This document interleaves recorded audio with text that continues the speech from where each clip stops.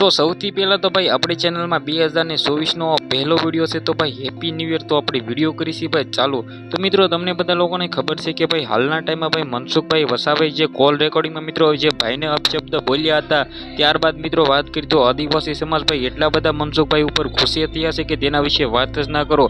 તો મિત્રો શું થયું છે ને હાલના ટાઈમમાં મિત્રો લોકો શું કહી રહ્યા છે, આ પૂરો વિડીયો લઈને આવી ગયો છું। તો ભાઈ ચેનલમાં નવા છો તો જલ્દીથી વિડીયોને લાઈક કરો, શેર કરો, સબસ્ક્રાઈબ કરવાનું ભૂલતા નહીં। તો આપણે ભાઈ વિડીયો કરીશી ભાઈ ચાલુ।